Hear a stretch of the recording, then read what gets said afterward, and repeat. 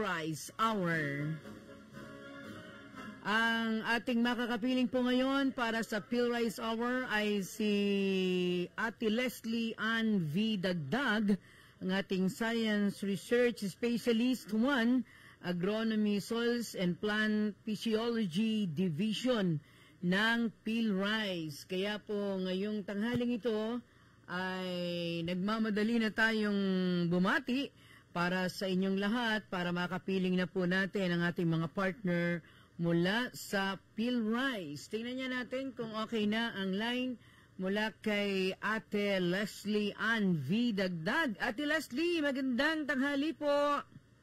Magandang tanghali din po, Ate Mel. Nagkita na ba tayo, Ateng? Ay, hindi pa po. Hindi pa? Ito ba yung first time na makapiling ka namin?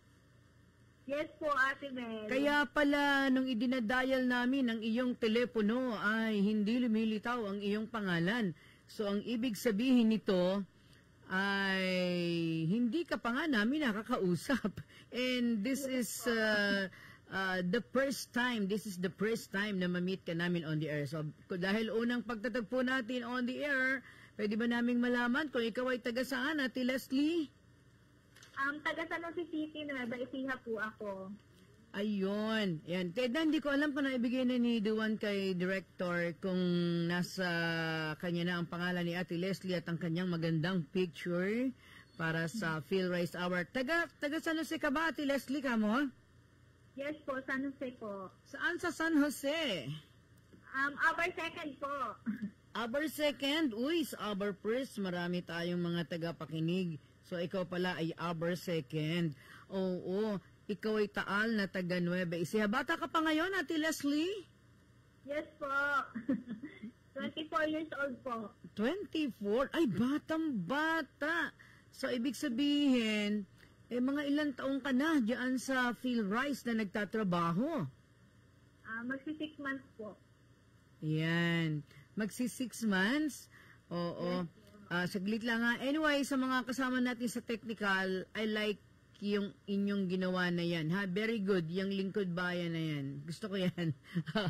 Mas maganda. So ngayon, Ate Leslie, ano ang iyong kurso? Bakit ka pinalad na makapagtrabaho sa PhilRise? Ang course ko po is Bachelor in Science in Agriculture po dito sa PhilSU po. Oo, kaya naman parang wala pa kaming na-interview o bihira diyan sa PhilRise na hindi nagtapos ng agriculture course, ano? Halos lahat agriculture. So, meaning 24, bata ka pa, edi single ka pa niyan. Yes po, ma'am. Ay, Ate Mel ako ha. Gusto mo magmulta? Yes, di ka ba na-brief ni Ate Edna, yung aking partner din Ha? Na-brief naman po. Oo. Ikaw ba si Ate Leslie o si Lucy Torres ka? Ate Leslie po. mukha ka ni ni Congresswoman Lucy Torres, no ha? Ng Aklan ba yun? O basta, kung saan man siyang lugar naroon. Natutuwa naman kami na ikaw ay aming nakaugnay ngayon. Nasaan ka namang lugar sa mga pagkakataong ito, Ate Leslie? Nandito po ako ngayon sa PhilRise po sa Maligaya. Oo. Nung kasing nakaraang Martes, parang ang nakausap namin, nasa Nueva Vizcaya. Parang, Isabela. Isabela, yung aming nakausap noon. O sige, at least nandiyan ka. Ako, kumain ako. Ang ulam ko ay pinagsama-samang karni ng batang baboy.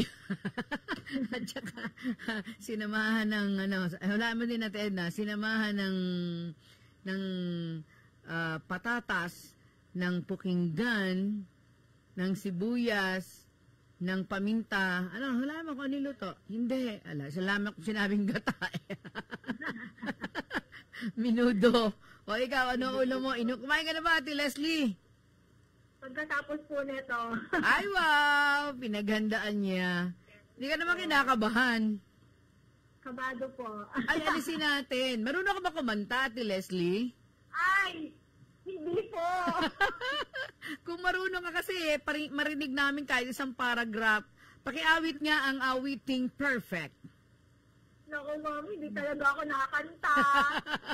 Ay, nako, Day. O sige, pagka sa susunod na lang, mag-aral ka ng isang paragraph ng awit, tiyak yon, mawawala ang iyong kaba. Ilang taon ka na nga uli na nagtatrabaho dyan sa PhilRice? 6 months po. 6 months? Yes po, ma'am. Kaka-graduate mo lang ba? Last year po. Ay, nasa baka pala kaagad, ano? Bakit 24 ka na, magtrabaho ka na, nag-masters ka ba? Hindi pa naman po. Nag-extend po ako sa college ng 1 taon. Oo. Napakapalad mo naman na sa dinami-dami ng nilalang diyan sa ating lalawigan, isa ka sa pinalad na mapasok ka agad sa PhilRice. Ano iyo kasing katangian, Ate Leslie? Tiyaga po, matyaga. Ayun, tsaka maganda.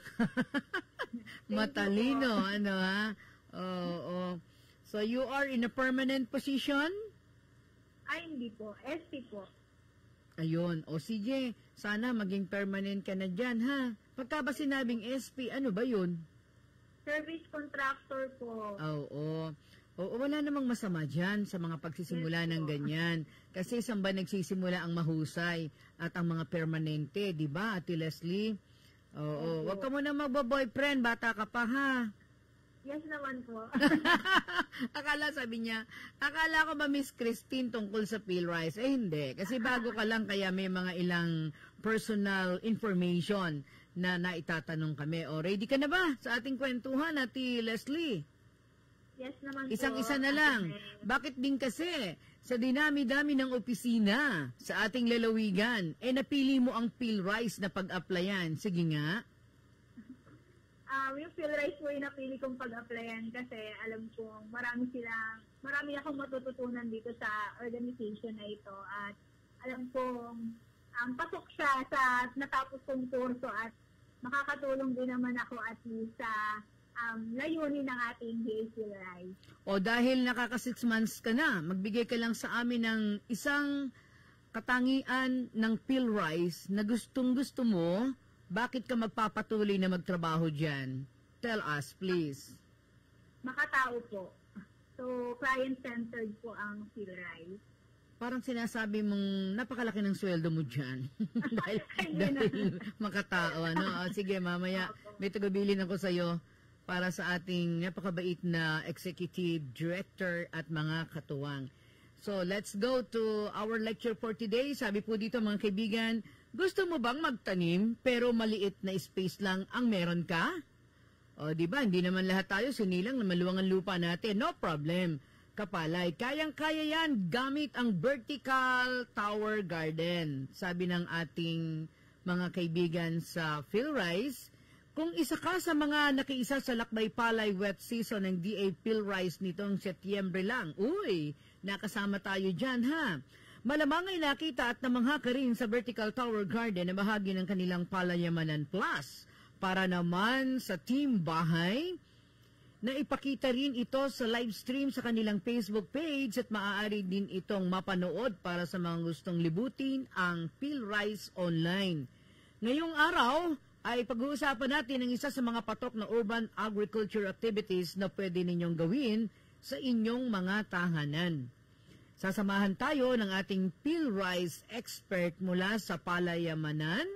Kaya iniimbita na po namin kayo na makinig sa ating palatuntunang PhilRice Hour dito sa Lingkod Bayan Program. Mga kapalay, ito na po ang ating tampok na ugnayan sa PhilRice Hour kay Ate Leslie Ann V. Dagdag. Ate Leslie, maaari mo bang ipaliwanag ko ano ang Vertical Tower Garden at paano ito isinasagawa o isagawa? Sige nga, makikinig kami. Ate Leslie? Yes po, Ate Mel. So, ang Vertical Tower Garden po ay isang paraan or ng pagpapasubo or pagtatanim natin ng gulay o halaman sa lugar po na may maliit na espasyo ng lupa. So, ito po ay ginagamitan ng konsepto ng hydroponics or aeroponics na kung saan pinapatubo ang halaman na hindi na natin kailangan gamitan ng lupa. So, instead of soil, gumagamit po tayo ng mga growing towers upang mas madaming halaman o gulay ang ating maitanim, ito pong patayong pagtatanim ay maisasagawa natin sa ating mga espasyo or bakuran sa gilid-gilid ng mga bahay or sa rooftop natin. Oo. Yes po ma'am, may ilang mga materials lang din po tayong dapat ihanda sa pagsasagawa ng ganitong klase ng garden. So, una po ay yung greenhouse natin or yung net house. So, for protection po natin sa ating sistema at mga halaman sa mga panahon na merong bagyo or malalakas ang hangin. So, ito po yung magsisilbing protection.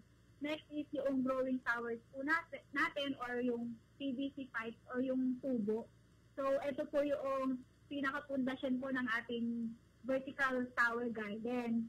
Next is yung nutrient solution or yung magsisilbing pataba ng ating mga halaman. And lastly, yung soil medium po natin na ilalagay sa ating growing tower. Oo, parang nakakikita na ako niyan, Ate Leslie, ano ha? Mukhang sa ano ako nakakita niyan sa Central Luzon State University. Oh, yes po, sa may nila, sa Kamalig. Oo, sa Kamalig. Oo, sa Kamalig yon. Ano yung mga karaniwan nating itinatanim sa isang vertical tower garden? Unahan ko na, yung nakita ko dyan sa CLSU ay yung mga dahon, parang petsay, tapos yung kinakain sa samgyup, anong ang dahon yun, Ate Leslie? Yung lettuce po natin. Mga lettuce. Bukod dun sa mga nakita ko na yon, ano yung pwede mong mabanggit kung ano ang mga itinatanim sa vertical tower garden? So, pwede rin po tayo magtanim ng mustasa. Mustasa po, tapos yung tangkong. Tangkong, kichay din po, at saka yung herbal natin na mga halaman katulad po ng oregano and basil. So, maaari rin naman po tayo magtanim ng mga halaman na namumunga, katulad po ng kamatis, sili, talong, at iba pa po.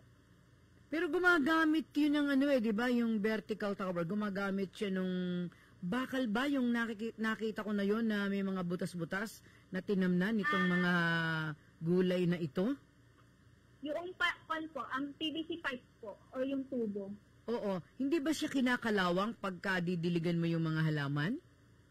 Yung tubo po kasi natin, plastic, gawa po siya sa plastic. So, hindi siya kakalawang. Ayun. Parang fiber siya, fiberglass. Opo. Parang yung sa mga ginagamit po natin sa patubig natin yung hose. Parang ganun po. Oo. And matanong ko lang din, itong vertical tower garden materials na ito, nilalagyan din siya ng lupa, Ate Leslie?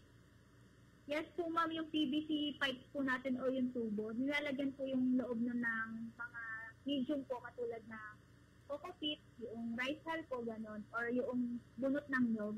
So hindi siya talagang lupang-lupa ang inilalagay, kundi itong mga rice hull na sinasabi mo, yung mga buhok ng niyog. Pero may konting lupa siya nakasama.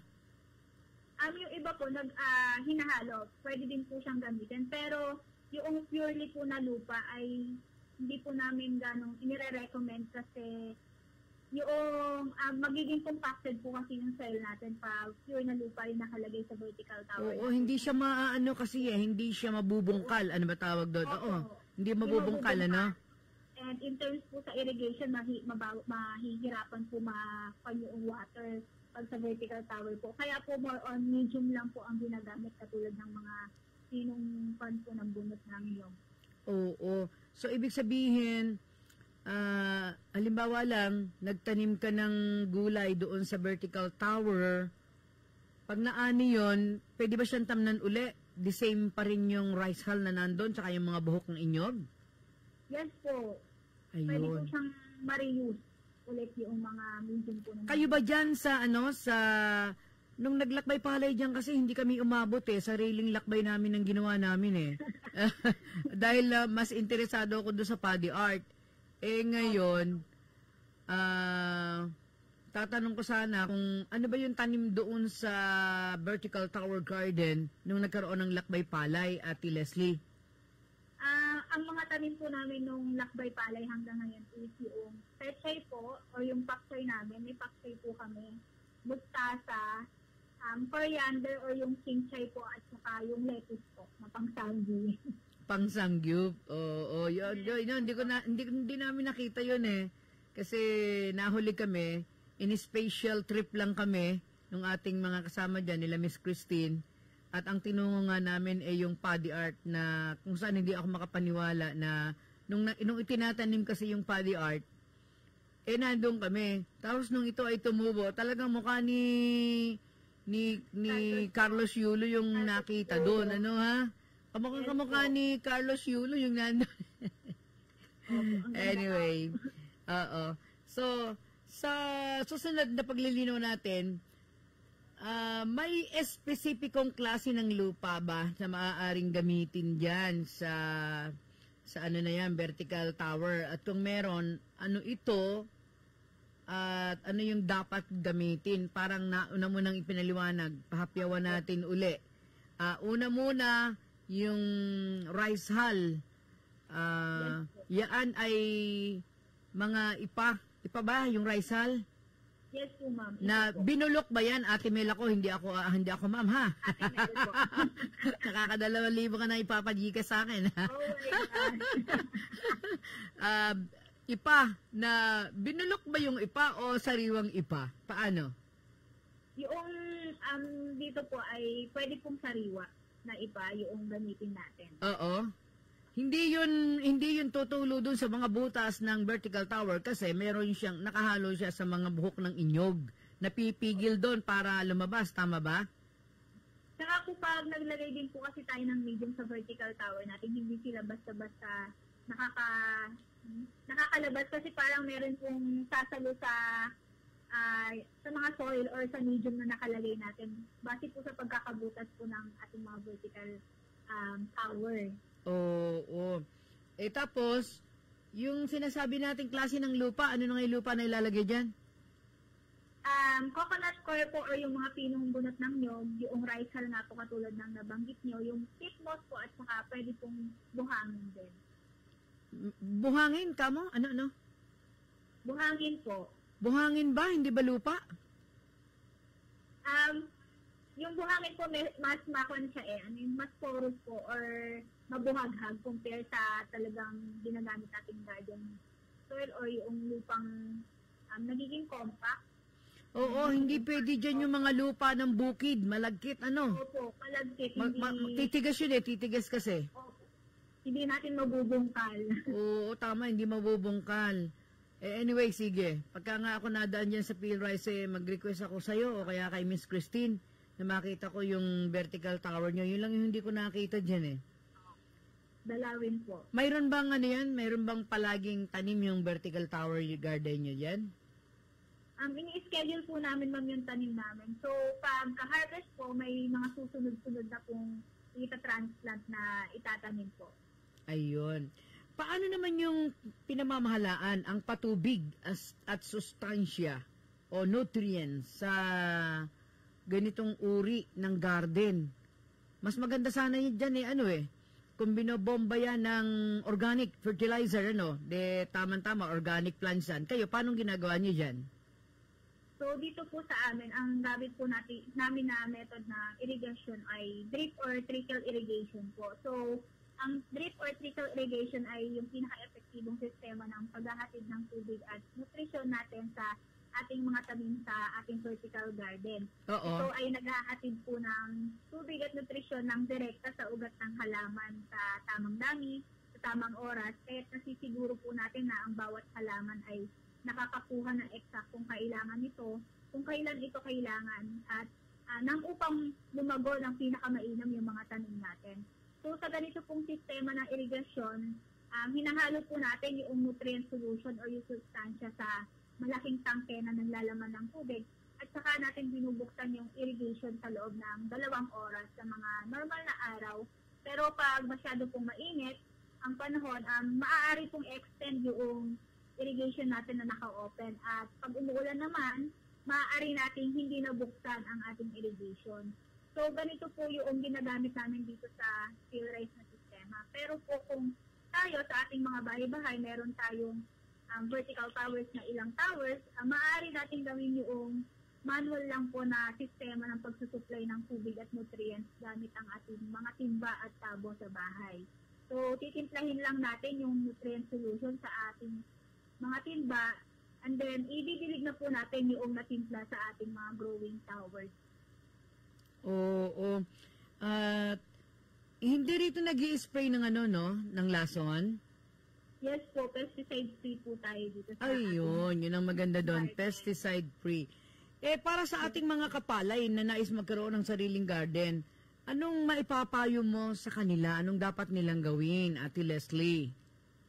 So, sa ating mga kapalay na nais magkaroon ng ganitong sariling garden, una po kailangan pag-aralan natin kung paano isinasagawa yung vertical garden para pag matutunan na natin ito, ay madali na nating sundan o maisagawa yung ganitong klase ng pag-garden. And next po ay gumamit tayo ng magandang kalidad ng buto or punla ng halaman upang mas maging maganda or malago at produktibo ang ating gulayan sa mga tahanan.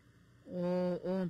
Baka kasi mamaya may pangit ng puno, itinanim pa, yun ang problema, no? Di ba pagka nagtatanim dyan, pwede rin ba dyang itanim yung buto o yung nakatubo na talaga, Ate Leslie?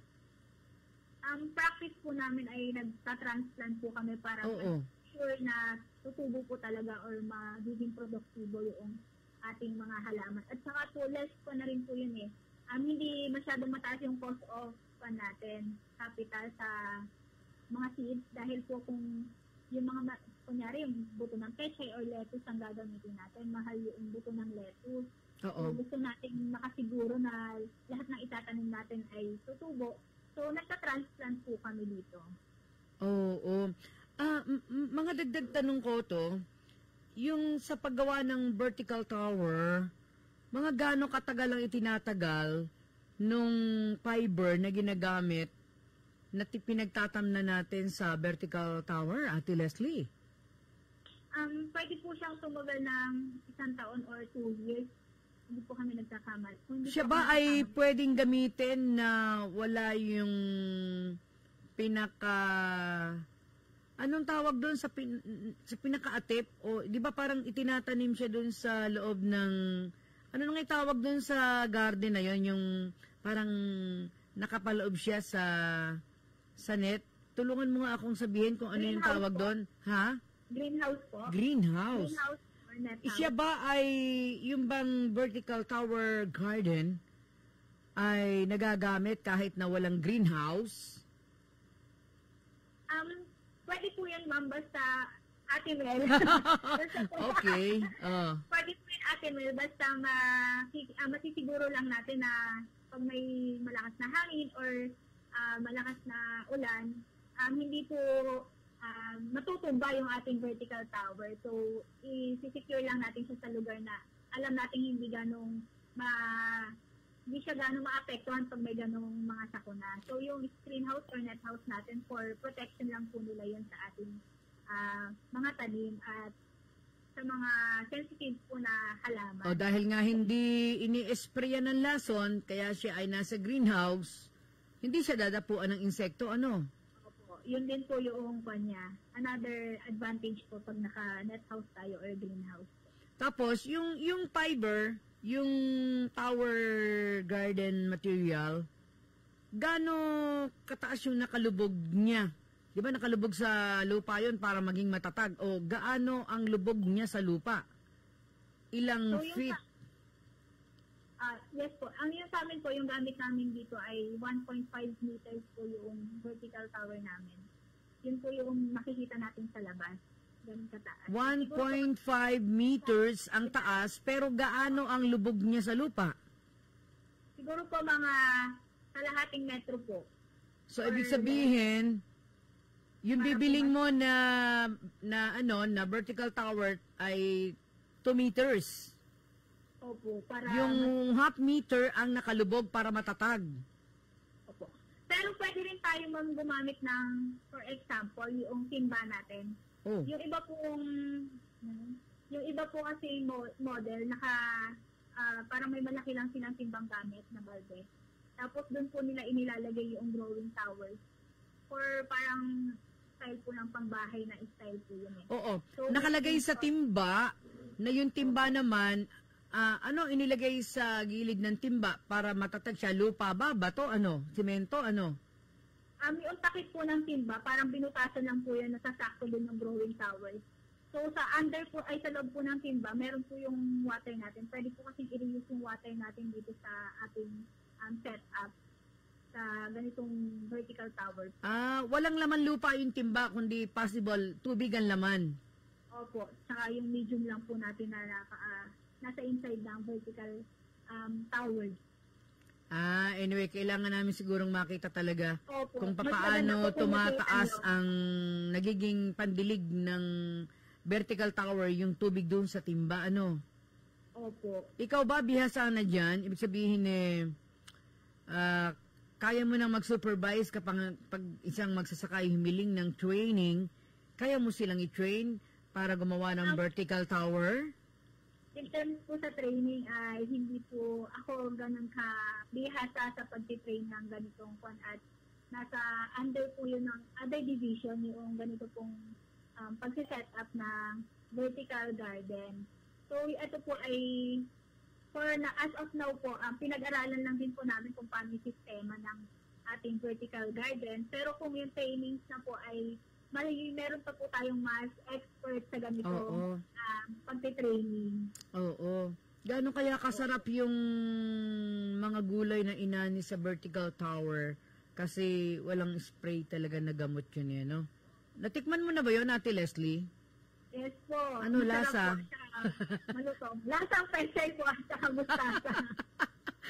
Hindi, ibig sabihin, parang masarap kumain, hindi ka nangangani-ngani na yung iyong kinakain ay may lason. Ano? Opo, hindi ka mag-worry na maapektuhan yung kalusugan natin dahil tayo gumamit ng pesticides. Oo. Anyway, natutuwa kami kasi ang pinapadalang topic talaga sa atin ng PhilRise through Miss Christine Nicolas ay lahat ng mga ginagawa niyo dyan sa PhilRise. Kaya kayang-kaya nyo talaga itong i-discuss on air. Mukhang ang dami, no? Mukhang ang daming mga lecture na natututunan natin galing diyan sa PhilRise. Katulad nito, ang alam namin exclusive kayo sa pagpoproduce ng magagandang bigas. Ngayon, sinamahan nyo na ng ulam. Yes po. Hindi ako magtataka kung sa mga susunod na discussion, magpaliwanag yung isa sa inyo dyan kung paano alagaan ang matatabang tilapia. What can you say? Ha? Sarap nun. May bigas na kayo dyan. May gulay kayo. Tapos may iihawin pa kayong tilapia. Ano ha, Ate Leslie? Ano? Meron po. Under dito po sa Palayamanan, meron po kasi kami, integration po kasi po. Yun nga lang, yun nga. Oo, pagka kasi integrated farming ang pinag-usapan may mga hayop pa nga no? May mga alagang hayop pa diyan. Oo. Uy, baka meron ako nalimutang itanong tungkol dito sa vertical garden na ito, sa patayong pagtatanim, vertical tower garden. Nasa iyo pagkakataon, Ate Leslie, baka meron kang importante pang announcement. Go ahead. So, gusto ko lang po magpasalamat sa ating mga kapalay na nakinig sa mga oras na ito sa ating discussion about vertical tower garden. And kung nais po nating makapag-produce ng sarili nating gulay gamit ang ating maliit na espasyo sa bakuran, maaari po natin gamitin ang ganitong klase ng pagtatanim or vertical tower garden po sa ating pagpo-produce ng ating mga gulay. Okay. So, masisigurado po natin na ang pagkain nating ihahain sa pag ay masustansya at mabuti sa kalusugan. Okay. So, maraming salamat po at kung may mga katanungan po ay maaari po silang mag-text sa ating PhilRise Text Center po. Okay, ang text center ay mayroong bilang 0917-111-7423. Again po, ayan, kausap natin si Ate Leslie Ann V. Dagdag. Pwede po kayong tumawag sa 0917-111-7423. O yung aking huling bilin, ipakihalik kami at ipakiyakap kay Executive Director John De Leon. Kaya mo? Hanapin mo po si Director. Oo. Pag hindi mo magawa, i-text mo na lang. regards sa kanilang lahat, pati yung mga deputy, sina Sir Kilang, Ma'am Karen Baroga, at iba pang mga opisyales ng PhilRice. Nandyan pa ba si Kuya... Ay, nakalimutan ko tuloy tanong ko. Si Kuya Tante. Ay, Tante. Ay, hindi ko po Sa office ng presidente. O, pakihanap mo lang yung pangalan Tante. Ano ha? Para makamusta natin. Okay. Okay ka na. Sige, mananghali ka na. Nako, sa picture me, kapayat mo. Baka mamaya lalo kang pumayat. Ha? Sige po. Thank you po. Thank you very much, Ate Leslie. Nung bang Black by Palay, nandiyan ka lang sa paligid, diyan sa programa dyan? Yes po, dito po ako sa Palayamanan. Nako, sayang, di kita napagmasdan. Kung nakausap lang kita bago lakbay palay, siguro natandaan ko ang iyong face value. But anyway, sasambat hindi ka namin mamimit ng personal pagka kami nagagawi dyan. Ano ha? O regards din kay Ate Christy Nicolas na napakatyagang nag-uugnay sa PhilRice Hour dito sa Lingkod Bayan Program at nagpapadala ng mga katulad mo na lecturer natin tuwing tanghali ng Martes dito po sa Lingkod Bayan Program. Thank you, Ate Leslie. Congratulations sa iyong trabaho dyan and good luck sa mga gagawin pa in regards to everybody sa PhilRice. Thank you. Thank you po. Mga kaibigan, ang inyo pong narinig ay si Binibining Leslie Ann V. Dagdag, ang ating Science Research Specialist 1 ng Agronomy Soils and Plant Physiology Division.